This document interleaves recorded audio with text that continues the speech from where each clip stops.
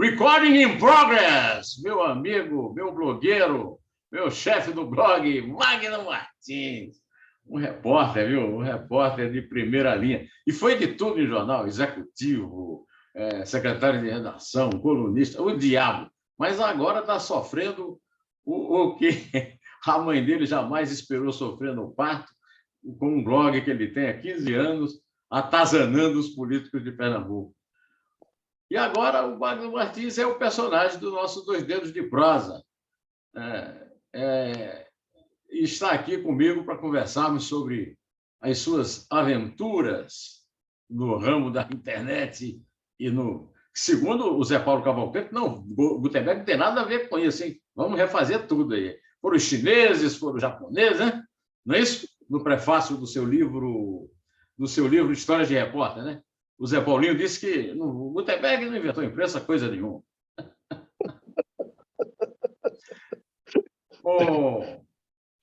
Magno, a primeira coisa que nós temos em comum, de várias, é que nós somos sertanejos. Eu sou do sertão do Rio do Peixe, lá, quase Ceará, quase Rio Grande do Norte, e você, quase Ceará, do sertão do Pajeú, de Afogados da Engazeira. Afogados da Engazeira tem até campeão olímpico, não é isso? Medalhado olímpico. Tem até campeão, né? Derrotou o Atlético Mineiro. Não, mas não tem um atleta campeão olímpico lá de Afogados? Quem era uma nadadora? Sim. Tem sim. É minha prima, Iane Marques. Iane Marques. Então, a sua prima. Não pode esquecer. Pentatleta. Pentatleta, isso. Moderno. Pentatlo moderno. Onde foi mesmo que ela ganhou? Foi no Rio, né? Ela ganhou no Rio de Janeiro. Isso aí. Então, olha aqui, você é do Pajeú. Ela é filha... Nilman, a Iane Marques é prima segunda. Ela é neta do irmão do meu pai. Quase irmão gêmeo. Por pouco não era irmã gêmeo. Olha aqui, vamos falar aqui do Pajeú, mas vamos falar... O que eu quero falar de Pajeú, rapaz, de uma personalidade de Afogado da Engazeira, é de Gastão Cerquim. Quem é Gastão Cerquim? Nossa, Neumann, aí você me pegou, né? Gastão Cerquinha, Neumann, é um homem que, como dizia Luiz Gonzaga, ele é tão sertanejo que quando ele chegava num ambiente diferente, exalava o cheiro de bode. Então, sertanejo que ele é. O famoso bode velho, pai de chiqueiro. Era o famoso... Lá no Pajeú se usa pai de chiqueiro? Pai de chiqueiro. Ele dizia, meu filho, eu não gosto de viajar, não. Ele tá com 99 anos hoje, né? Ele disse, meu filho, eu não gosto de viajar, não. Eu gosto de ficar aqui na minha terrinha, no meu sertão, contemplando a lua, conversando com meus amigos, jogando conversa fora. Olha, esse negócio de viagem não é comigo. Mas uma vez eu tirei ele de casa, né? Levei ele para o Rio de Janeiro uma vez, levei ele para a Vitória da Conquista, a gente tem parentes lá em Vitória da Conquista, e ele foi para o meu primeiro casamento em Brasília. Eu casei com uma jornalista chamada Cleide Amorim, que é sua amiga. Ela trabalhou na Globo, trabalhou na Manchete, lá em Brasília. E ele foi desse casamento meu com a Cleide, né? Eu já estou no 6º casamento. Aliás, eu saí do 6º casamento, né? Eu não sou como você, não, né? Eu estou no 3º e espero ficar nele. E eu sou 7 anos mais velho que você, hein? Estou no 6º casamento. Eu estou no 3º casamento e parei nele, hein? Eu não sou Fábio Júnior, mas já saí do 6º. Você já saiu do 6º?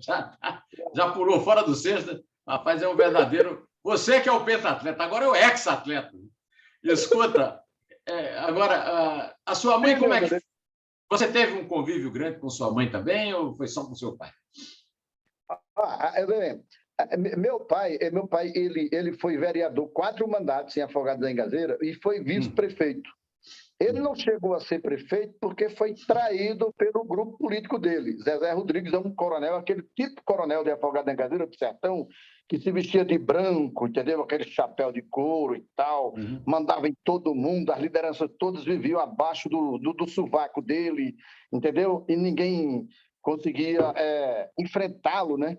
Então, quando o papai foi vice-prefeito, que estava sendo preparado para ser o prefeito, aí esse coronel botou o filho dele Aí papai acabou não sendo prefeito de Afogados da Engazeira, mas ele foi vereador 4 mandatos, foi vice-prefeito e lançou 3 livros sobre Afogados da Engazeira. Então, eu tenho a minha veia poética de comunicação, que eu puxei a meu pai. E também tem o lado político dele, que meu pai é um animal político, né?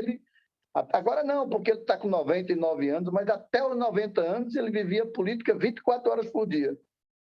A minha E a mãe sua não, mãe? a minha mãe era aquela pessoa Era, quer dizer, você doméstica. não tem mais mãe.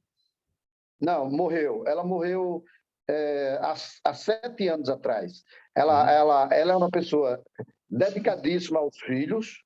Fomos 9 filhos, Neumann. Eu acho que você também deve ser uma família grande, né? Porque o pessoal do Sou. Nordeste, naquela época, fazia muito filho, né? É verdade. Lá em casa foram 9. Então, a minha mãe ela era dedicadíssima aos filhos, entendeu? Ela apaixonadíssima pelo meu pai, fazia tudo que o pai queria. Ela nunca foi assim, de ter uma vocação para nada. A vocação dela era dar amor verdadeiro aos filhos, cuidar da família, se dedicar à família. E ela, assim, era muito durona, sabe, Neymar? Aquela pessoa, assim, que enfrentava mesmo. Como o papai era vereador e tinha aquelas campanhas políticas, você sabe que no interior era assim, quando chegava o dia da eleição, aí ela tinha que ir para a cozinha, para fazer aquele monte de comida para Para dar aos eleitor. eleitores, dar aos eleitores e tal e tudo. Aí um dia chegou um cara lá, na véspera da eleição, e ela estava passando água lá no jardim, né? Estava com a mangueira lá, aguando as plantas e tal. Aí chegou um cara lá bem atrevido. Dona Margarida, a senhora pode aguar meus pés, lavar aqui meus pés? Aí ele olhou para o cabo assim e disse: você tome vergonha na cara, eu não lavo nem os pés do meu pai, imagine, do meu marido, imagine de você. Ela disse: então Gastão vai perder meu voto. Disse, do seu e da sua família. Olha, o Ela meu era pai, durona, o meu durona. pai, o meu pai, Zé de Anchieta Pinto, morreu muito Ah, novo. Ele morreu com 59 anos e 11 meses de um ataque cardíaco. Ele era diabético e cardíaco, como eu sou, herdei isso dele. E o meu pai, o sonho da vida dele era ser prefeito de Viraúna, cidade onde nós nascemos, ele e eu. E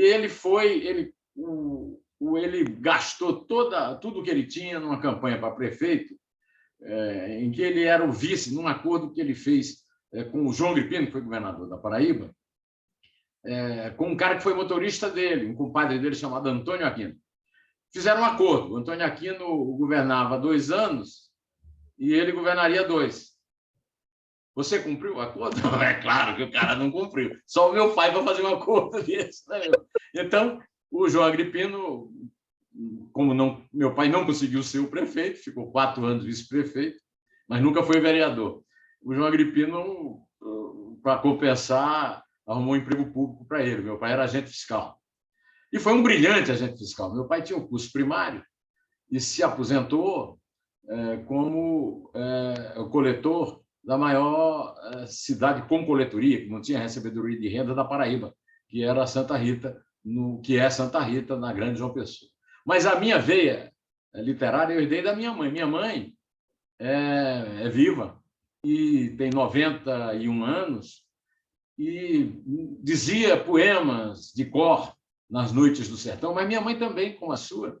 Minha mãe é professora, formada na Escola Normal de Cajazeiras, mas dedicou a vida dela ao papai e a nós, que somos 7. Somos hoje 6. Morreu um irmão meu, que era médico e morreu de câncer no pulmão de tanto fumar. sim. Então essas várias coincidências nossas aí. E o meu pai morreu sem realizar o sonho dele de ser prefeito de Viraúna, mas fez uma brilhante carreira como agente fiscal e até hoje a minha mãe, que tem Alzheimer, vive da pensão, da aposentadoria dele como agente fiscal. Né? Mas, voltando... É muita coincidência, né, Neumann? Porque no interior tem essas coincidências. Mas tem uma história muito boa também, Neumann, do meu pai, né? Porque quando ele foi, acho que foi na terceira, ou foi na segunda ou terceira vez que ele foi candidato a vereador, aí surgiu um amigo dele que estava apoiando ele para ser candidato a vereador também. Aí quando foi num determinado instante da campanha, ele percebendo que estava muito difícil ser eleito, aí ele procurou o cara. O cara era analfabeto, ignorante. Disse, rapaz, tu sabe que a Constituição proíbe a pessoa votar nela própria? Ah, não sabia disso não, Gastão. Então vamos fazer um acordo. Você vota em mim e eu voto em você. Aí o cara levou aquilo a sério. Aí quando abriram as urnas, o cara só teve 2 votos. Aí ele chegou na casa dele com a mulher e disse, para fora, estamos separados, você me traiu, só tive o meu voto e o de seu Gastão, você não votou em mim. Quer dizer, o Gastão Cerquinha era um pré-Jair Bolsonaro, mentindo para ganhar a eleição. Mas vamos falar de Pajeú. Eu tive um grande ídolo e um grande amigo do Pajeú. Não era de Afogados da Gazeira, era de Exu. Luiz Gonzaga do Nascimento, autor de Respeito a Januário. Você conheceu o Januário? Não, eu conheci Luiz Gonzaga. Eu entrevistei Luiz Gonzaga 3 vezes. Eu fui muito amigo do Luiz. E ele não conseguia dizer meu nome, Neumann. Então ele dizia, não! Quando eu fui entrevistar a primeira vez, Neumann, quando eu fui entrevistar a primeira vez Luiz Gonzaga, foi na cidade de Salgueiro. Eu era bem jovem, estava iniciando na profissão no Diário de Pernambuco, e eu soube que eu estava lá fazendo uma matéria sobre seca e tal, aí eu soube que ele estava lá em Salgueiro, era um sábado que ele ia fazer um show lá e tal. Aí eu fiquei esperando ele no hotel que ele ia se hospedar. Aí quando ele chegou, ele disse, olha, Luiz Gonzaga, sou muito seu fã e tal, eu tenho o maior prazer de fazer uma entrevista com o senhor, adoro o senhor, sua música e tal, tudo. O senhor poderia me receber para dar uma entrevista? Ô, seu moleque, você cheirando a mijo ainda já é jornalista? Vem aqui às 9 horas, porque agora eu vou dormir e vou descansar. Só falo lá para as 9 horas, antes de eu ir para o show. Aí eu cheguei lá com um gravador desse tamanho assim, aqueles gravadores. Você lembra daquele gravador? Você apertava assim, botava na cara do entrevistado. Aí eu cheguei... É uma fita grande, assim. A fita grande. Aí ele desceu lá do hotel com aquele chapéu de couro, todo a caráter e tal, para o show dele e tal. Eu disse, cadê o moleque? Eu digo, estou aqui. Seu rei, vem para cá. Aí eu botei o gravador lá. Aí também ele falou à vontade, deu 1 hora de entrevista e tal. Foi naquela época, Neumann, que Exu estava em guerra, aquelas mortes de família. Os Alencar e o Sampaio, né? Peixoto, foi. E que ele iria procurar Aureliano Chaves para pedir a paz em Exu. Lembra? Acompanhei isso muito perto. Eu era muito amigo dele. E a última vez que eu estive com ele foi num almoço em Manoel da Carne de Sol, em Campina Grande, com o Fagner. O Fagner fez um show.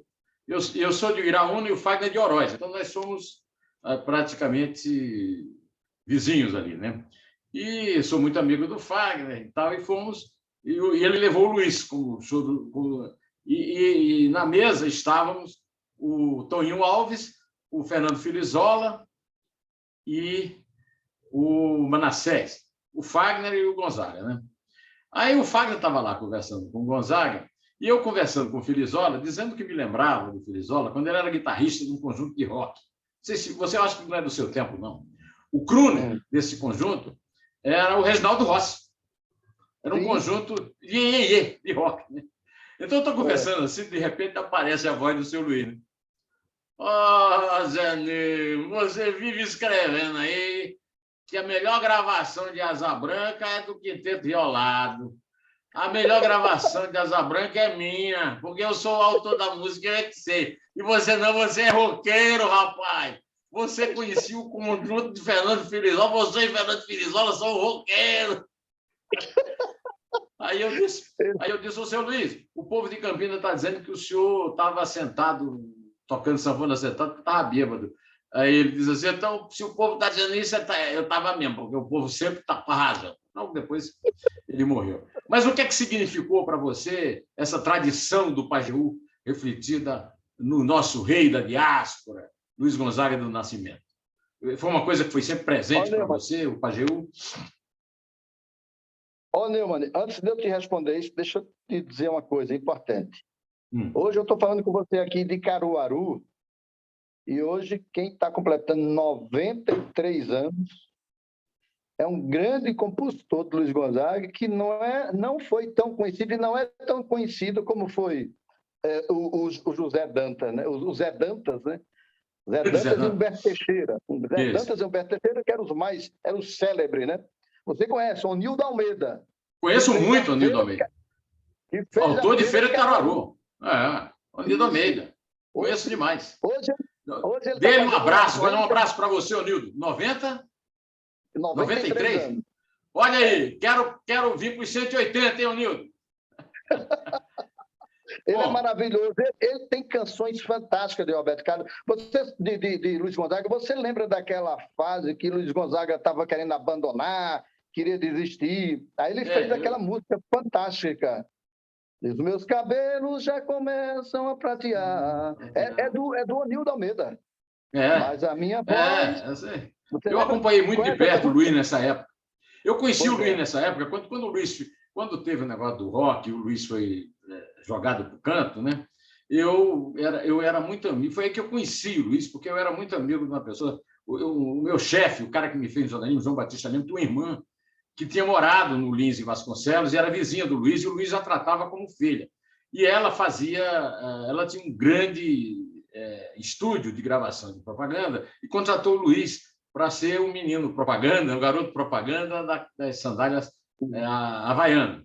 E aí foi aí que eu conheci o Luiz, né? Através da Teresa, que é a mãe de hoje uma das grandes divas do jazz norte-americano, que é a Luciana Souza, que foi mulher do Walter. A Teresa e o Walter Santos eram um casal, o Walter da Bahia e a Teresa, irmã do Lema.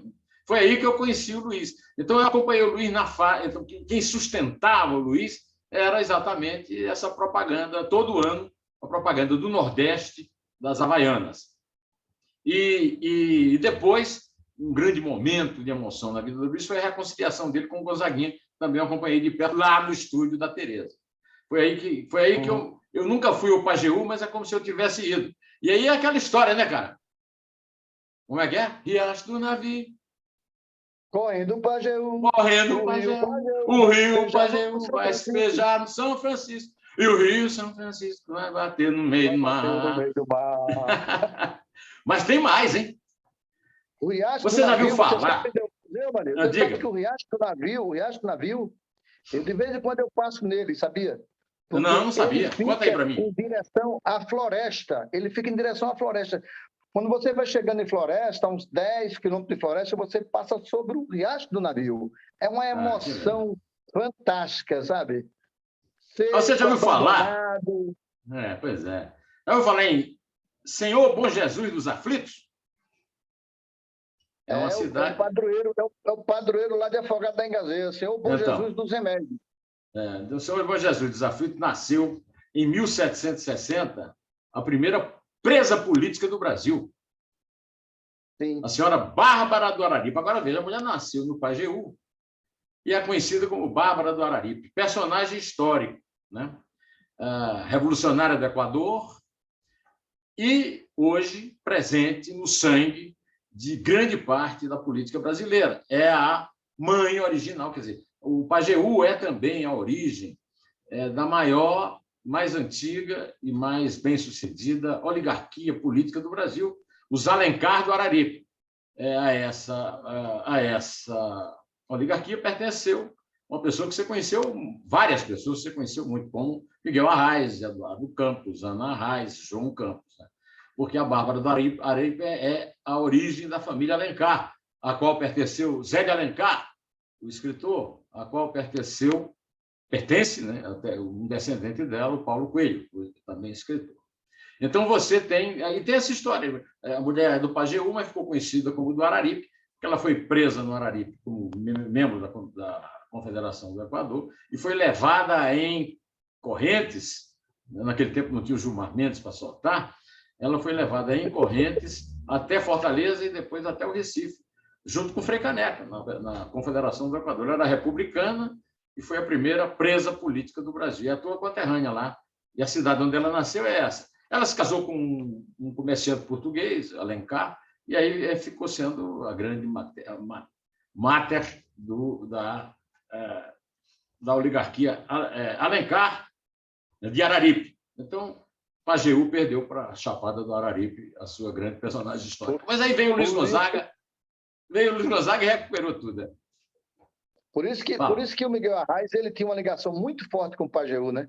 Luiz Arraes e o próprio Eduardo Campos, ele tinha uma ligação muito forte com o Pajeú. Eu não sabia. Mas ele, claro, sabia que a origem ancestral dele era lá, né?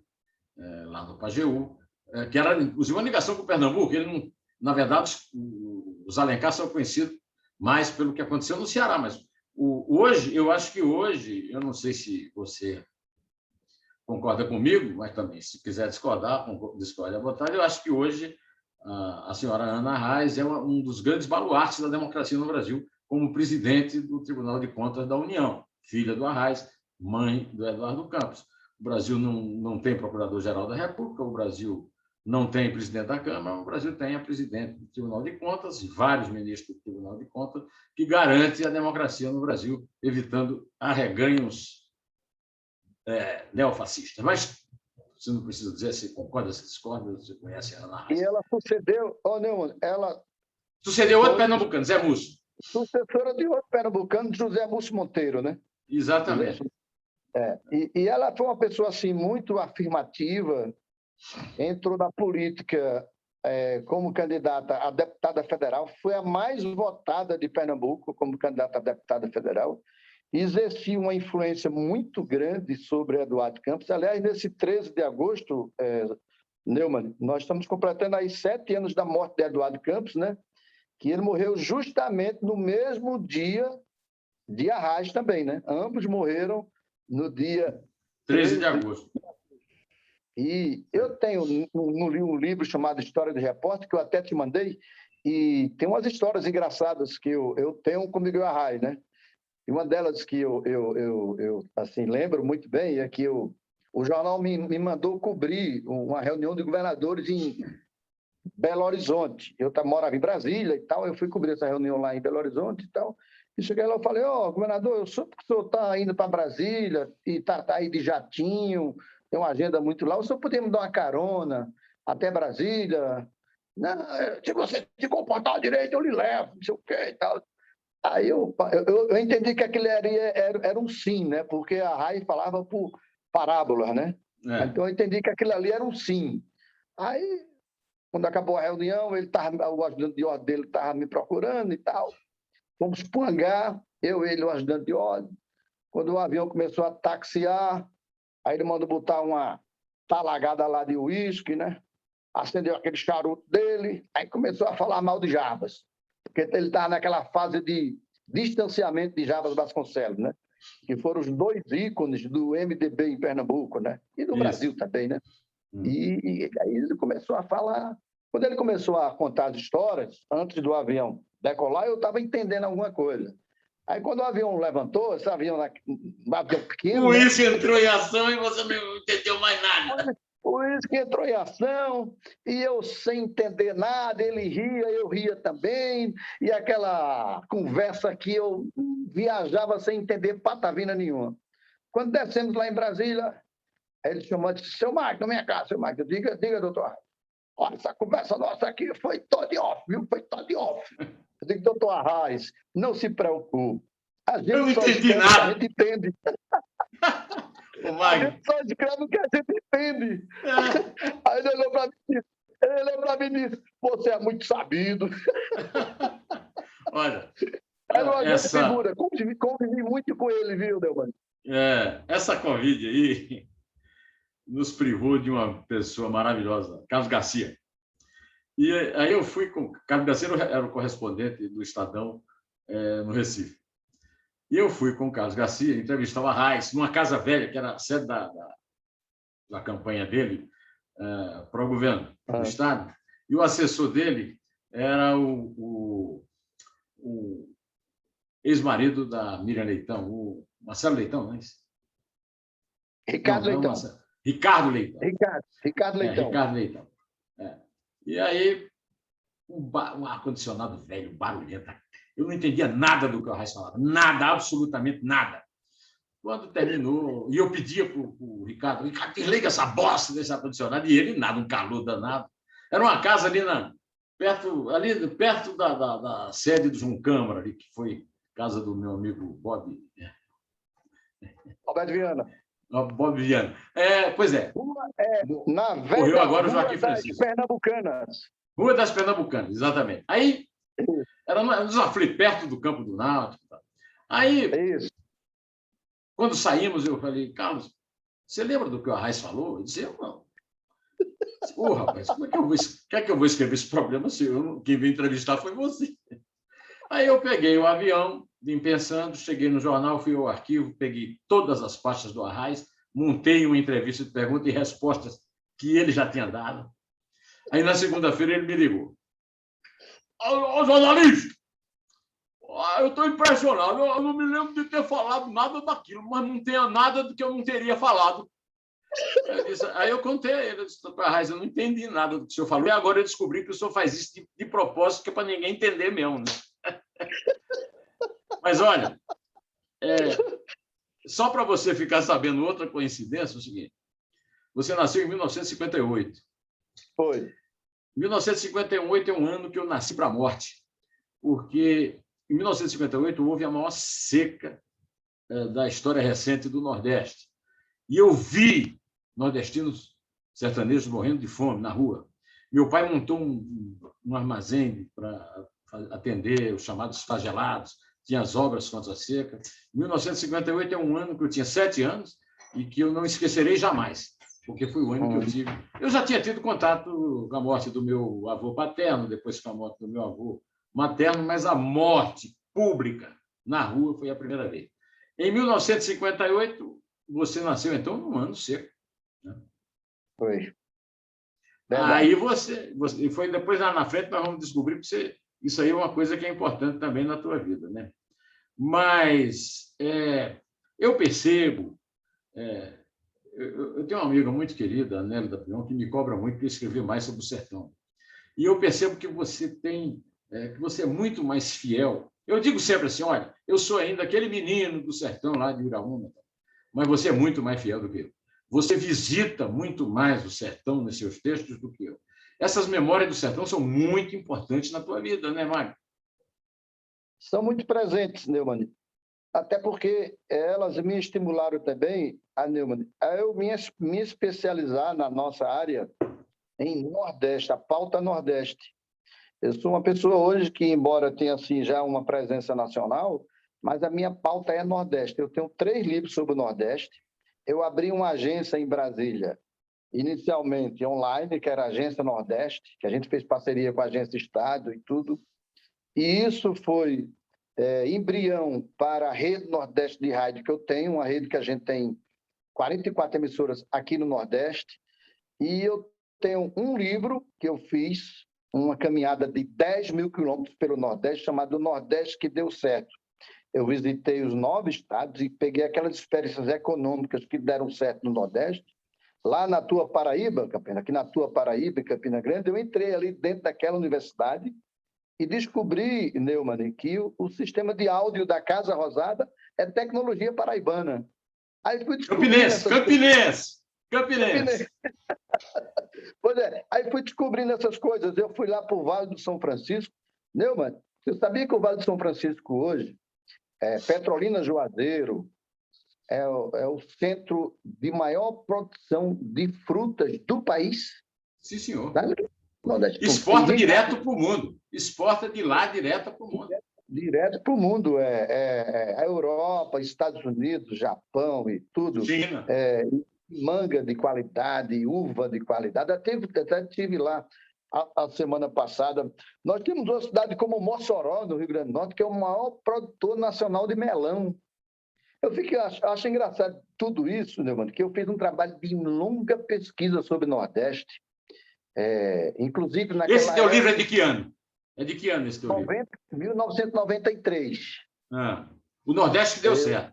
É da Bagaço? Da editora Bagaço. Não foi da editora Bagaço, não. Foi de uma editora que não existe mais lá em Pernambuco, mas foi financiado pelo Banorte, o antigo Banorte, lembra? Lembro. Um amigo na praça, o Banorte, você tem um amigo na praça, era um banco que já não existe mais. Eu falei, então ele se interessou muito pelo livro, aí bancou esse livro meu. Inclusive, o prefácio foi do Ciro Gomes, que o Ciro era governador do Ceará na época. Uhum. Então, esse livro é muito interessante porque, do ponto de vista lá do Ceará, eu conto como é que foi feita a travessia da política dos coronéis, de Virgílio Távora, César Caos, para o estado empresarial de Tasso, né? Tasso Gereissati mudou o Ceará, né? Foi um grande governador, depois passou por Ciro. Ciro foi o melhor prefeito de capital, Tasso foi o melhor governador, Ciro também foi. Então, o Ceará mudou muito a partir da era de Tasso Gereissati. Na Bahia, Neumann, eu entrei naquela indústria do axé baiano. O carnaval é a indústria que mais gera emprego na Bahia, é o carnaval. É um negócio fantástico aquilo ali. Então, cada estado desse, eu fui pensando em alguma coisa que deu certo, que gera emprego, gera rendas, e tentei ir para o Jô Soares na época, né? Aí eles não aceitaram a pauta, Neumann. Aí eu fiquei muito desapontado, porque 15 dias depois, sabe o que foi que eu vi em Jô? Um cara comendo banana. O maior comedor de banana do Nordeste, de uma De cidade aqui de lascar. Pernambuco, lá de Chechel. Aí o cara comeu umas 30 ou 40 bananas lá no programa. Eles querem mostrar esse Nordeste ridículo, entendeu? Esse Comedor Nordeste de do banana. atraso, dos desdentados, dos analfabetos, dos políticos corruptos. É esse Nordeste que eles querem mostrar, mas não mostrar esse Nordeste que deu certo. O Nordeste que deu certo, essa parte que você contou do Ceará, eu tive uma história lá também. O Tancredo Neves, eu jantava frequentemente com o Tancredo Neves, Roberto Guzmão e o Mauro Guimarães, num restaurante chamado Four Seasons, do hotel do São Paulo Hotel. E o Tancredo me disse, olha, você não pode deixar de ir ao Ceará conversar com um industrial chamado Beniveras. O Beniveras chefia um grupo que vai substituir aqueles coronéis do Ceará todos. É o Tasso Gereissati, filho do Carlos Gereissati, é o Sérgio Machado, filho do Expedito Machado, esqueci o nome de outro grande empresário cearense também, que não ficou na política. O que é certo é que eu fui, conheci o Beni, conheci o Tasso, fui para a posse do Ciro, convidado pelo Tasso, eu fui ver um seminário sobre água, a importância da água, uma campanha que o Tasso fazia pela transposição do São Francisco, e o Antônio Carlos Magalhães cobrou do Tasso que ele arrumasse uma autorização de retirada de água do São Francisco. O Tasso nunca arrumou, até hoje ele não arrumou, mas eu estava lá, eu estava lá no Ceará, né? Eu fui à posse do Ciro e fiquei muito impressionado, porque o Ciro fez um discurso completamente de improviso, e pela primeira vez na minha vida, incluindo Carlos Lacerda, que foi o maior orador que eu conheci, nunca vi alguém reproduzir ao vivo uma coisa que ele poderia ter escrito. Um talento enorme do Ciro em relação a isso. Mas o Nordeste que deu certo, lamentável que o Jô não tenha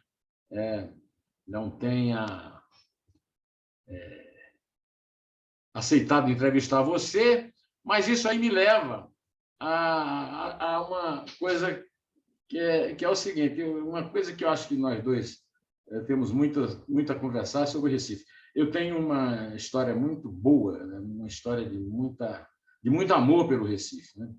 Eu era adolescente, viajava muito pelo Recife. Aí, uma vez, eu fui a um show do Teca e Edir e Teca. Nesse show, eu conheci Edir, Teca Calazans, Geraldinho, conheci Toninho Alves, Marcelo, do Quinteto Violado, o Carlos Fernando, que era o diretor musical do show. Então, conheci toda aquela cultura pernambucana, né? O Quinteto Violado estava sendo formado naquela época. Então, eu gostaria nessa nossa conversa, que você introduzisse como é que foi o impacto na sua vida de sertanejo na cidade da Mauricéia, né, na capital dos holandeses, na Companhia das Índias, na sua vida. Olha, Neumann, Recife foi uma cidade que me adotou. Eu acabei jornalismo lá em Recife, na Unicap, Universidade Católica de Pernambuco, e assim que eu acabei o curso, eu fui embora para Brasília, Neumann. Eu, na verdade, eu vivi muito pouco em Recife. Eu saí de Afogado da Engazeira com 17 anos, 18 anos eu entrei na faculdade, com 22 anos já estava formado, e 23 anos já estava em Brasília, trabalhando, morei 15 anos em Brasília. Mas Recife, para mim, é uma referência muito grande, assim, cultural. Correio Brasiliense, Jornal de Brasília, o Globo, Agência O Globo, Agência Meridional, primeira sucursal, né, do Diário de Pernambuco, em Brasília, colunista, secretário de redação e editor-geral do Diário de Pernambuco. Mas me fale mais do impacto do Recife, antes de falar de Brasília. O Recife, Neumann, eu conheci um Recife da boemia, desses movimentos culturais que você agora se referiu aí, a banda de pau e corda, do Quinteto Violado, o renascimento de Alceu Valença, né? E a gente percebe hoje que o Recife, culturalmente, está muito pobre, Neumann. O Jarbas Vasconcelos fez ali uma reforma brilhante, não sei se você foi na época que Jarbas era prefeito do Recife, que ele restaurou o Recife antigo, né? Aqueles casarões de 500, 400 anos e tal e tudo. O Recife voltou a ter vida, o Recife antigo, aquela boemia, muitos restaurantes, bares, shows culturais, apresentações. Tinha uma coisa muito fantástica lá, que era um festival de seresta. Até entrevistei ontem a nossa Roberta Miranda, que te adora, né? E Roberta Miranda ia muito lá. Ela ia muito lá nesse festival de seresta, ela lembrou muito bem. E hoje está uma decadência terrível tudo isso. O Recife antigo está abandonado. Recife hoje, Neumann, é a quarta capital do país. Aliás, é a terceira. Ela perdeu de importe. Já perdia lá atrás para Salvador. Hoje, Fortaleza passou Salvador. Fortaleza é o primeiro PIB do Nordeste hoje. Salvador é o segundo e Recife é o terceiro. Eu achava engraçado que esse ex-prefeito, Geraldo Júlio, ele fazia uma campanha lá na prefeitura, quando ele era prefeito, dizendo Recife, capital do Nordeste. Que capital do Nordeste é essa? Recife é uma cidade travada. É uma cidade travada hoje. Não sei se você tem ido muito a Recife, mas você não anda em Recife. É um trânsito pior do que o trânsito de São Paulo. É uma cidade suja, abandonada, decadente. O Recife antigo abandonado. Desemprego alarmante no Nordeste, talvez seja a capital que é o maior desemprego do país. Um prefeito que levou a Polícia Federal a fazer 7 operações de dinheiro desviado da Covid. Eu fiquei achando engraçado, porque esses governadores receberam tanto dinheiro da Covid e roubaram, Neumann. Tem governador aí caçado, impeachment. Esse ex-prefeito do Recife mesmo, Neumann, ele sofreu 7 operações da Polícia Federal. Tem 3 pessoas bem próximas dele, indiciadas em processos, correndo risco, inclusive, de serem presas. Muito dinheiro que eles desviaram na campanha. A campanha do seu João Campos, que foi eleito prefeito do Recife, derrotando a Marília Reis, foi uma campanha bilionária. Um negócio impressionante, Neumann. Então, tudo isso hoje, em relação ao meu Recife do passado, que eu fui estudante, onde eu comecei a minha profissão, no velho Diário de Pernambuco. Neumann, quando eu fui entrevistar o Sarney pela primeira vez, eu viajei com ele no avião, eu cobri o Palácio Planalto, e tem aqueles sorteios de viagem, de jornalista com o presidente. Então, eu viajei com... Você viajava com o presidente, e quando estava faltando meia hora para o avião pousar, ele chamava o jornalista lá na cabine presidencial para fazer uma entrevista exclusiva com o presidente. Aí eu fui entrevistar o Sarney, né, nessa época. Ele tirou 20 minutos meu da entrevista falando dos velhos cardeais do Diário de Pernambuco. Cadê Aníbal? Aníbal Teixeira, como era... Não é Aníbal Teixeira, não. Você sabe do Aníbal? Não sei se era Aníbal Teixeira, era... Estão todos aqui, ó. Todos aqui. Gilberto Freire, João Pessoa, Agamenon. E aqui, né, o do Castigo é o Mário Melo. E essa é uma moça, Georgiana. Os carros do Estácio Coimbra, que lembraram a tanquete chata do do Bolsonaro e o grande Gilberto Freire. É o livro novo da Maria Cristina Cavalcante Albuquerque, uma das maiores escritoras do Brasil, Memórias de um cronista social pernambucano. Essas personagens que frequentavam lá o Bar Savoy, está tudo aqui. Eu conheci o Gilberto Freire. O Gilberto Freire, no início da minha profissão, nos anos 80, eu cheguei a conhecer o Roberto Freire. O Gilberto Freire. Eu conheci o Gilberto Freire, estive lá na casa dele e tal, achava engraçada a figura, muito engraçada.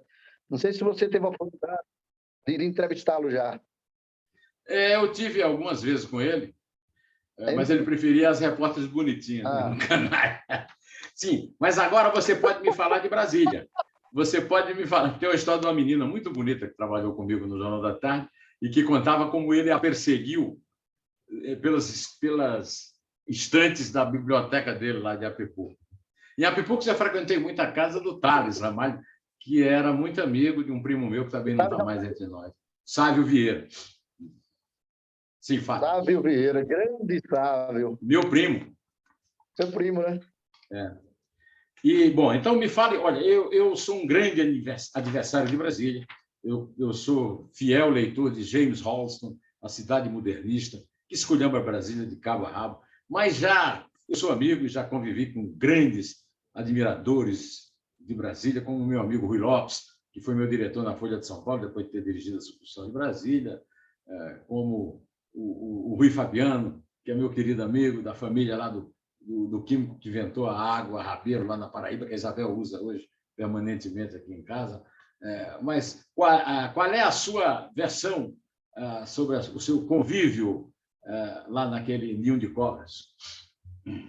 Rapaz, eu adoro Brasília, Neumann, porque Brasília, para mim, foi uma universidade.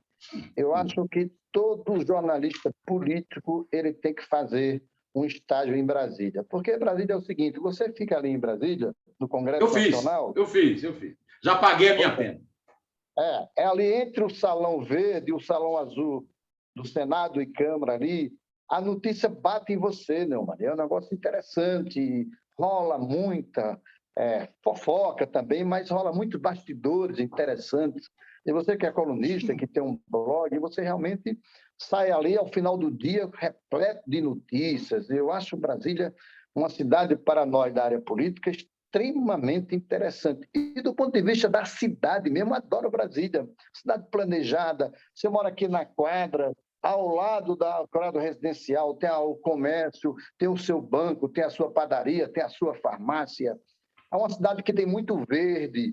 Brasília só é ruim, Neumann, da época de agosto a setembro, de agosto em seguida até dezembro, porque janeiro, até novembro, porque novembro, final de novembro, já começa a chover. Porque você sabe que Brasília foi construída no deserto, né? Se não fosse aquele lago Paranoá ali artificial, ninguém conseguia viver. Ninguém conseguia sobreviver lá, é verdade.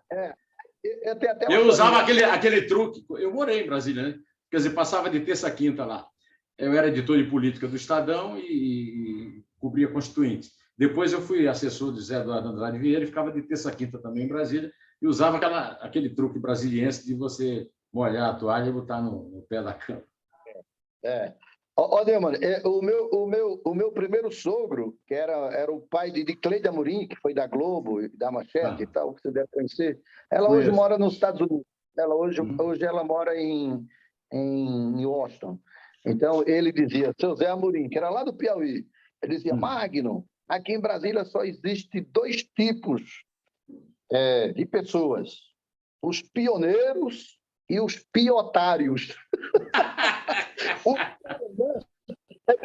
Os pioneiros são aqueles que chegaram aqui e o governo ofereceu tudo, os melhores empregos, terrenos no lago e tal, imóveis por sinal. E os piotários fui eu, que vim ser professor. E até hoje estou como professor aqui da rede pública do Distrito Federal. Pelo amor de Deus, coitado do seu Zé Amorim. Até fiz uma crônica sobre isso, os pioneiros e os piotários. Vou ver. Estou com o livro aqui, ó. Seu livro de crônicas aqui. Está nele, não? Perto do coração? Não. Está naquele A Pandemia, que você fez o prefácio. A pandemia. Tá certo. Escuta, aí me fala de 2 coisas. Primeiro, me fala como é que foi Você, como presidente, ex-presidente do Comitê de Imprensa da Câmara dos Deputados, recebeu a notícia de que o Arthur Lira despejou o comitê. Se você tivesse lá, o que você ia fazer? Você ia dar uns tapas nele? Foi uma reação muito... Não, eu cheguei a entrar ainda no circuito ainda para ver se a gente evitava o despejo. Cheguei a falar com o pessoal lá na condição de ex-presidente da Câmara, mas a decisão já tinha tomada. Eu acho, Neumann, que aquele comitê de imprensa ali sempre foi numa posição muito privilegiada, né? Porque, além de ser um espaço razoável, porque tem aquela parte ali de cima e tem aquela parte ali de baixo, né? Você fica de acesso direto para o plenário, né? Aquela portinha ali, você acessa direto ao plenário. E eles passaram o comitê para um outro lado, assim, bem assim, próximo ali à vice-presidência da Câmara. Não ficou ruim, não. Ficou a boa estrutura do comitê. Estive lá a semana passada e ficou muito boa a estrutura do comitê. Mas eu dei até razão depois, eu entendi a posição do Arthur Lira, porque ele, como a Câmara, a presidente da Câmara fica numa posição que, quando o presidente vem para o plenário, ele tem que enfrentar ali o batalhão de jornalistas, porque ele sai ali do gabinete dele, ultrapassa o Salão Verde para chegar Desculpe, até... é a democracia, filho. Pois é. Aí eles, veja bem, eles para evitar isso, que é aquele... Como o comitê de imprensa ali já vai dar direto no plenário, porque você tem um acesso ali direto, sem passar pelo Salão Verde, então aquilo ali era um projeto antigo, né? Eu lembro que eu fui presidente do comitê de imprensa na época que Michel Temer era presidente da Câmara. E naquela época o Temer já queria fazer o gabinete dele lá, onde é o comitê hoje. A gente resistiu na época, eu convenci o Temer a não fazer isso, que ele ia criar uma briga desnecessária com a imprensa, mas isso é projeto antigo, viu, Neumann? Escuta, como é que foi tua experiência naquela sociedade com o Grupo Folha para a Agência Nordeste? Foi uma experiência muito interessante. Não sei se você conhece o Eduardo Monteiro, irmão do Armando Monteiro. Conheço muito, aquela família toda. Eu sou muito, muito amigo do Zé Paulo Cavalcante, filho, que é casado com a Letícia, filho do doutor Armando Filho. A Letícia que é a irmã do Eduardo Monteiro, né? Isso. Então, Eduardo Monteiro é um visionário, né? Aquele cara que é empresário, tem 3 usinas, teve banco, mas assim, quando eles arrendaram o Diário de Pernambuco, aí eles gostaram muito da experiência de comunicação do jornal. Naquela época que eles arrendaram o Diário de Pernambuco, o Diário era uma potência, né, Neumann? Eu me lembro, quando eu fiz a primeira entrevista com o Lula para o Diário de Pernambuco, isso quando o Lula era líder do PT na Câmara. E naquela época não tinha internet, não tinha nada, os jornais regionais chegavam ali na banca da rodoviária ali. Não sei se você já foi naquela banca ali comprar aqueles monte de jornais. Né? Aquela banca ali da rodoviária em Brasília, aquela banca da rodoviária central. Aí o Lula ficou impressionado com a repercussão da entrevista dele no Diário de Pernambuco, porque repercutiu em todo o Nordeste, por incrível que pareça. Foi da época de um Diário de Pernambuco que, em Maceió e em João Pessoa, cidades vizinhas ali a Recife, o Diário de Pernambuco vendia mais do que os jornais locais lá. Era um negócio impressionante. Você sabia que tinha um jornal de Alagoas, chamado Jornal de Alagoas, que ele era impresso nas gráficas do Diário de Pernambuco? Pois é. Ele era ditado e impresso no Diário de Veja Pernambuco. bem, do Zé Paulo, eu acho, a frase de que a Paraíba é o maior município de Pernambuco. O Diário de Pernambuco também vendia mais que os jornais da Paraíba, lá na Paraíba.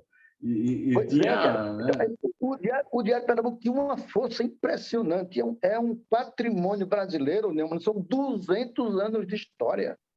Era um jornal realmente que me abria as portas, sabe?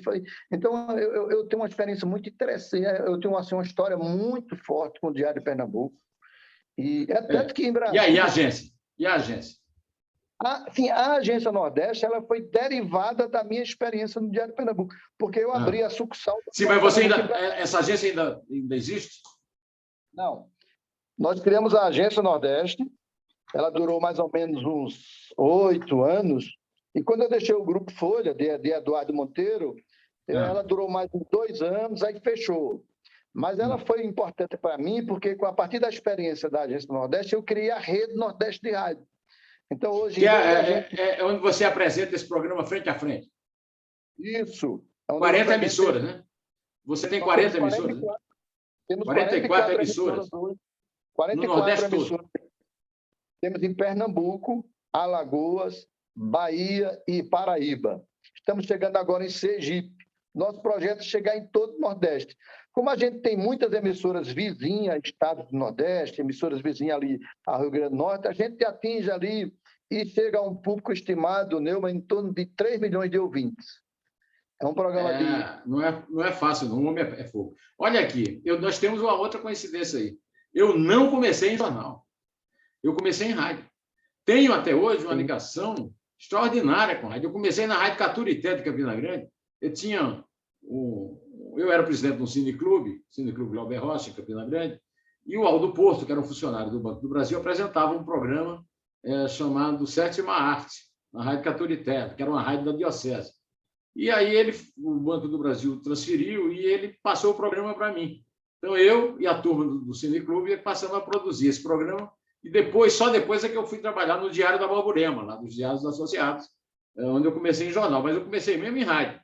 E depois aqui, hoje, eu faço até hoje um comentário na Rádio Eldorado, do Estadão, e onde eu reproduzo, inclusive, no meu blog, do Estadão, e também no YouTube, onde eu tenho um canal, né, do Zé Neumann Pinto. Agora, você já tinha tido experiência em rádio antes do Frente a Frente? Qual é a sua... Eu tenho uma relação, digamos, sentimental com a rádio, e você? Eu tenho um sentimental. Veja que coincidência, Neumann. Em Afogadém, em Gazeira, eu fazia crônicas para a Rádio Pajeú. Eu nunca trabalhei na Rádio Pajeú, mas eu fazia crônicas para um programa de muita audiência lá. Eu fazia crônicas, o cara lia minhas crônicas lá e tal. Então, eu tenho essa relação como se fosse quase um início de produção pelo rádio. Mas, na verdade, eu comecei em jornal. Eu fazia cartas à redação para o Diário de Pernambuco. Naquela época. Aí entrei na faculdade... De lá, de Afogados. Você fazia de Afogados. De Afogados. Eu fazia cartas à redação. Aí depois, quando eu entrei na faculdade, eu consegui um estágio no jornal. Aí comecei a fazer aquela trajetória de repórter, fazer polícia e tal, esporte, não sei o que mais, até chegar em política. Aliás, isso é um negócio muito engraçado, né? Quando eu cheguei em Brasília, eu falei... Pô, o meu sonho era fazer política, né? Tem como chegar em Brasília. Eu cheguei em Brasília, num 1º de maio. Você conhece bem Brasília, aquele deserto, porque Brasília, quando é feriado, né? Parece um cemitério, né? Eu olhava assim para aqueles 4 cantos, assim, não via ninguém. Aí eu liguei para um amigo meu, Marco Aurélio Pereira, o Marquinho, não sei se você conhece o Marquinho. Conheço muito. ABC. Pois eu liguei para o Marquinho, porque o Marquinho fez comigo, eu fui repórter de Marco Maciel, na campanha dele, a presidência da República, pelo colégio eleitoral. Eu viajei o país inteiro com o Marco Maciel. E o Marquinho Pereira era o meu chefe. Aí eu cheguei no 1º de maio em Brasília, aí Marco Aurélio falou... muito, Marco. Gosto muito dele. Ele disse, Magno, eu não posso passar aí no Hotel das Nações para te pegar, porque eu estava lá no Hotel das Nações. Cara, era um grande hotel naquela época, né? Porque eu tô enrolado aqui com família, não sei o quê. Mas fala o seguinte, vai no Beirute, que o Beirute está cheio de jornalistas aí no Beirute. Eu falei, Marquinho, eu não conheço jornalista nenhum aqui. Eu sei que o Beirute é a casa do jornalista, mas o que eu vou fazer lá se eu não conheço ninguém? Aí você foi lá e arrumou uma mulher. Você frequentou o Beirute, não? Eu me lembro do Beirute, mas faz muito tempo. Me lembro do Beirute. Olha, e você também você também é comentarista no programa do Edivaldo Moraes, é isso? Da Rádio Folha, ou não é mais? Não, eu fui, né? Edivaldo Moraes morreu, né? Foi. O Edivaldo morreu. Eu era comentarista do programa de Edivaldo Moraes, e aí o Edivaldo também foi uma espécie de laboratório em rádio até chegar a essa rede Nordeste, né? E isso aqui? Eita, Neumann, isso aí é de torar o coração, isso aí, viu? Isso chama-se uma epopeia, né? Eu viajei aí quase 10 mil quilômetros pelo semiárido do Nordeste para fazer um trabalho com aquelas famílias completamente abandonadas, que não tem Bolsa Família, não tem bolsa nenhuma, que vive dependendo de favores e tal, os verdadeiros reféns da seca, né? Esse livro é muito doloroso. Esse título é muito triste. muito Hã? pungente. Esse título é muito pungente, é emocionante, comovente. Você conhece, não sei se você deve conhecer muito bem, porque ele já é muito famoso, o cantor Maciel Melo, um forrozeiro. Conheço demais, Pois demais. é. O Maciel Eu Melo sou fez o prefácio. fã. O meu amigo Flávio José fez um grande sucesso com uma música dele. Como é que é a música? Babadiá, eu não me lembro mais. Música de São João. O Maciel Melo é gênio, um gênio. E o que é que tem o Maciel com o Refém da Seca? Pois é. Aí Maciel fez o prefácio do Refém da Seca. Ah, E que bom. quando eu entreguei para ele os originais, ele passou uma semana para fazer o prefácio. Aí ele me ligou: olha, está pronto o prefácio. Eu demorei porque toda vez que eu ia ler, eu chorava e não conseguia escrever o prefácio. Que E maravilha. fiz o prefácio chorando. E ficou lindo o prefácio dele. Que ele Vou ler escreve agora. muito bem. Além dele ser um grande compositor, ele é um grande escritor. Ele escreve maravilhosamente bem. Me dê o telefone dele para eu mandar esse programa para ele. Ah, com Não estou certeza. lembrando. A música dele é uma obra-prima. Jackson do Pandereá. Você sabe, Jackson do Pandereá, uma coisa assim. A música do Maciel. Ô, Neumann, eu estou em Caruaru hoje e vê que coincidências da vida. À noite eu vou a um show hoje aqui do Maciel Melo. Ah, então você vai encontrar com ele, vai mandar ele ver o programa e vai pedir autorização para dar o telefone para eu mandar para ele o programa. Sim, Bom, mas agora sim. vamos falar o que é que motivou a nossa conversa, né? Há 15 anos, em 2006, você inventou o blog do Magno. E aí, o meu amigo de infância, que foi meu colega de turma no primeiro ano científico do Colégio Estadual da Prata, em Campina Grande, José Adalberto Ribeiro, passando férias em Campina Grande, alguma coisa assim, me contou do cara chamado Magno Martins, que tinha um blog, que seria bom eu publicar. E desde então, desde 2006, há 15 anos, eu publico as bobagens que eu escrevo, e você edita também meus vídeos, essas coisas todas no blog. Como é que foi essa sua decisão de partir para um blog? Que isso dá um trabalho danado e remunera muito pouco. Pois é, Neumann. Eu sempre fui, a vida inteira, colunista político, né? Você também foi muito também colunista político, editorialista, articulista. E naquela época, antes da internet, você acabava seu editorial, seu artigo, sua coluna, entregava lá para o jornal e ia tomar seu uísque e relaxar, né? Se desligava, né? Mas agora, com a internet, com esse negócio de blog, a notícia é 24 horas, né, mano? Você não consegue. É engraçado, eu estava aqui em Caruaru ontem à noite eu estava aqui em Caruaru, estava até com a minha namorada aqui e tal, chegou uma pessoa, me reconheceu, aí disse: Magno, você veio cobrir aqui amanhã a visita do Eduardo Leite, porque Eduardo Leite está aqui, né, o governador do Rio Grande do Sul. Eu falei: não, eu vim namorar, isso aqui é minha namorada. Ela falou: e você tem vida? Eu falei: e você tem vida? Porque eu E você consegue viver? Eu vejo você 24 horas no blog. Deixa eu te contar a história de Caruaru. Em Caruaru morou uma cunhada minha, a Lorena, irmã da Isabel, tinha uma imobiliária em Caruaru. E eu tinha uma ligação com Caruaru por causa do Fernando Lira. Eu era muito amigo do Fernando Lira. E o Fernando Lira era presidente da Fundação Instituto Joaquim Nabuco. Fundação Joaquim Nabuco. Fundação Joaquim Nabuco. E aí me telefonou e disse: ô, Neumann, eu telefonei para ele que eu ia lançar um livro e ia pedir um apoio dele para ir naquela livraria belíssima da Livraria Cultura no Paço da Alfândega, né? Sim. E aí ele disse: olha, é bom que você falou, porque fala aí para o Walter, para o Valdir, fala para o Valdir que esses caras estão me enchendo o saco aqui na Fundação. Eu falei: que Valdir? O Valdir Pires, o que é que eu tenho a ver? Eu conheço o Valdir, mas aí, vale algo. Não, você não trabalha com o Valdir. Aí eu descobri que tinha um cara chamado José Neumann, que era baiano, assessor do Valdir Pires. Pelo amor de Deus. Aí eu fui receber um prêmio pelo meu livro o Silêncio do Delator, na Academia Brasileira de Letras, e eu levei o meu neto, Pedro, que hoje tem 19 anos. Sim. E o meu neto estava chato, com sono, criança viajando, né? Então, e estava chorando, enchendo o saco num restaurante que eu frequento muito quando eu vou ao Rio, que é o Mosteiro, do pai do ex-ministro da Saúde, PT, não me lembro mais agora o nome dele, foi ministro da Saúde. E aí entram o Fernando Lira e o Marco Polo, acho que era o assessor de imprensa dele, que fazia aquela revista Continente Multicultural, né? Marco Polo, não? Sim. Né? É, Aí, pô, Neumann, posso sentar na tua mesa? Isso. Claro.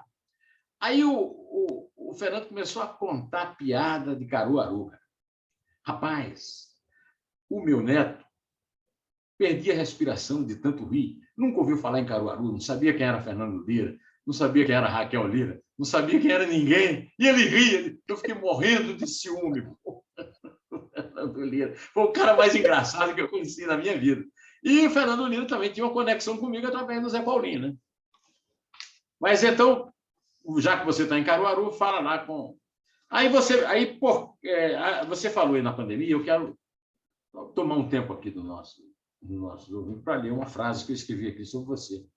Aliás, é uma pena que eu não tenho o livro, porque o livro não é impresso, o livro é virtual. Né? Não, vai ser impresso, né, Mani? Acho que em O livro... outubro a gente vai imprimir agora em outubro. Você vai dar licença aqui, que eu sou cegueta? Eu vou ler aqui, tá? É uma frase só. Não... É uma frase grande, um parágrafo grande, mas é uma frase. E assim como o eterno guri deslumbrado do sertão que baba ao luar, ele ancora sempre no porto inseguro da reportagem. Meus mestres e ícones da profissão, dizem mais antiga do que a prostituição, foram repórteres. Manuel Alexandrino Leite, setorista político no interior da Paraíba, Joel Silveira, correspondente de Guerra de Chateau, Davi Nasser, âncora da revista O Cruzeiro, e Gaita Elise, o retratista de flagrantes no texto de clichê, Corifeu de Azevedo Marques, Reale Júnior e Vicente Leporassi, na invenção cestrosa de Marconi, Geneton Moraes Neto, Chico Maria e Ray Brown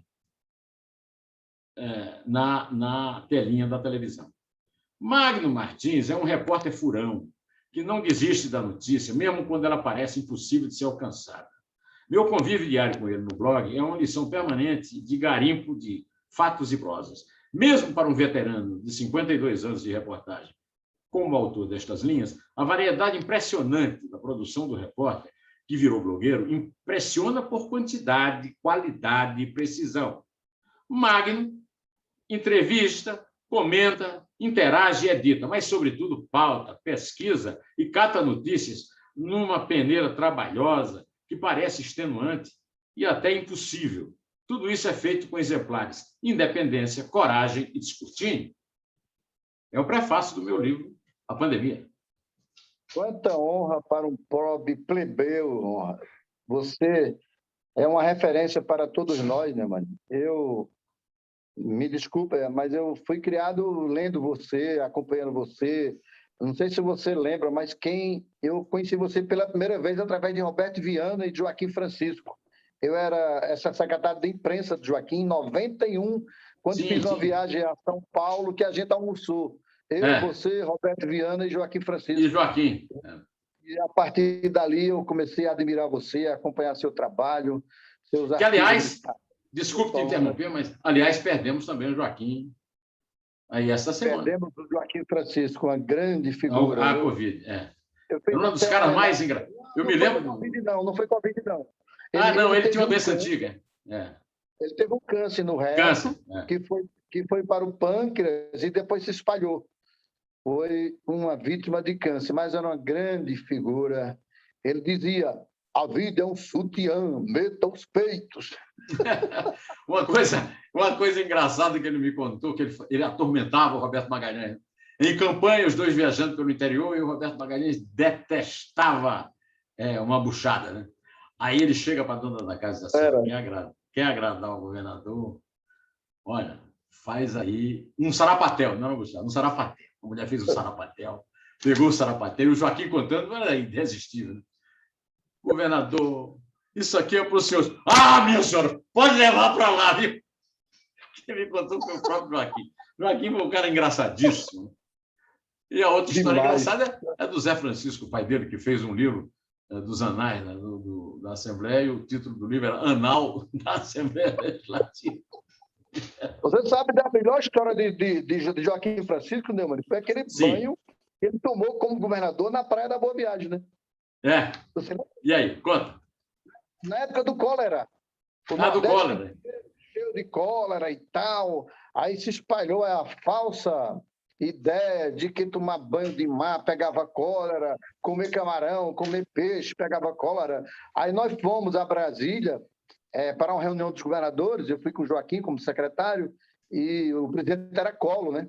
E Joaquim, na véspera, tinha fechado a Praia da Boa Viagem, aqueles cavalos, deu manchete no New York Times, em toda a imprensa nacional, a Praia da Boa Viagem interditada, o povo sem poder tomar banho e tal. Aí chegamos lá em Brasília, aí o Collor chegou e soprou no ouvido do Joaquim. Joaquim, amanhã bota um calção e vai dar um mergulho na Praia da Boa Viagem. Porque se você não fizer isso como governador, ninguém mais vai tomar banho naquela praia. E ele foi lá e botou o calção. Não, a gente pegou o jatinho de Brasília até a Recife, e aí ele pegou, foi ouvir a opinião de cada auxiliar, e éramos 3 que estávamos no avião, e cada um deu a sua opinião, ele ficou em dúvida ainda, mas quando foi às 9 horas, ele me ligou, pode convocar a imprensa que eu vou tomar o banho. Neumann, eu nunca vi tanto jornalista na minha vida. Eu não sei de onde saiu tanto jornalista. Era um negócio impressionante. Isso aí são crônicas. Agora, isso aqui é uma entrega da gota. Essa cama nessa capa, pelo amor de Deus. Essa cama aí... Você se entregou, pelo amor de Deus. Seu Magno. Sexto casamento, já vi onde é que você sustenta e onde é que você perde esses casamentos. Pelo amor de Deus. A cama do amor dos 9 filhos, aí é a cama de papai e mamãe, né? Esse fotógrafo, quando ele foi fazer as imagens da casa do papai e mamãe, ele estava vasculhando ali os ambientes e tal. Ele é um grande fotógrafo, o Cláudio, né? Ele mora até lá em Afogados da Engazeira. Aí ele tem uma sensibilidade incrível, ele, né? Aí quando ele chegou no quarto de papai e mamãe, que viu aquele guarda-roupa com aquele espelho ali e a cama refletindo no fundo, aí ele fez essa foto aí, ó. Bela foto, linda foto. E é uma linda história de amor. 9 filhos, meus pais 7, um morreu. Meu pai também morreu. Mas olha aqui, eu ia terminar isso com a cama, mas eu resolvi citar uma frase de um amigo comum nosso, que é prefaciador deste livro aqui. Esse livro aqui é o livro que resume a vida do Magno. O prefácio que eu vivi. Isso aqui é um livro para você, é o vademecum do repórter em Brasília. Em Brasília e no Recife.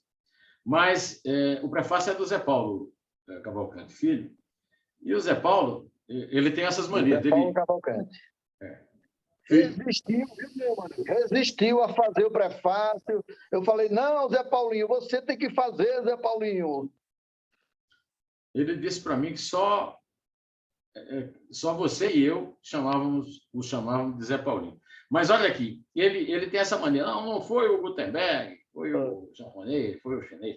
E aqui também ele levantou aqui essa frase para definir você, e aí eu achei que todas aquelas frases que eu usei eram muito pequenas diante das 2 frases do Zé Paulo. Uma que ele citou, que é do Joseph, que é outro José Neumann, Zé Paulo e Joseph Pulitzer, né? Jornalismo... Todos eles. Obrigado. Jornalismo é exatidão. Exatidão. Exatidão. E aí eu vou citar uma outra frase do Zé Paulo, que diz que, num estilo bem próprio, em que sua qualidade é seu maior defeito, só dizer o que pensa. Bom para os seus leitores, talvez nem tanto para ele próprio. Bagaço, 2017. Histórias de repórter. Eu tenho uma história na Bagaço. Eu que lancei aqui no Sudeste, a Maria Cristina Cavalcante Albuquerque, e eu que lancei aqui no Nordeste, Frederico Pernambucano, um livro clássico sobre a estética do cangaço, né? Isso. Do Frederico Pernambucano, que é o grande especialista em cangaço. Grande. Então, eu quero dizer o seguinte, foi muito divertido a gente conversar, e eu vou contar com você, primeiro para fazer uma ponte com o Maciel Melo, que é um gênio, né? E depois, para você convencer o Zé Paulo, já que você convenceu o Zé Paulo a escrever esse prefácio, convencer o Zé Paulo a fazer com esse pobre analfabeto em Fernando Pessoa 2 dedos de prosa sobre Fernando Pessoa. Tá bom? Nossa, eu vou Olha, convencer você não ele. sabe o prazer que eu tive em te receber aqui, Mike. E ele, Neumann, e ele é fã seu. Todo dia ele manda coisa sua para mim. É impressionante como ele é seu fã. E eu sou fã dele. Neumann, pô, que honra estar aqui com você, rapaz. É uma Como honra eu disse, minha. plebeu aqui estar com você nesse espaço que você só entrevista gente nobres aqui, intelectuais importantes, políticos, e eu aqui esse matuto lá de Afogado da Engazeira. Muito obrigado, Neumann. A gente ainda vai fazer uma viagem a Afogado da Engazeira. E de lá é Exu, né? Que eu preciso ir na terra do Luiz, no ar. Abraço forte. Uma graça forte, Exu. Neumann. E a Muito terra obrigado. de Bárbara de Araripe, que, na verdade, Isso. é do Pajeú, o Riacho do Navio. Valeu, grande Neumann.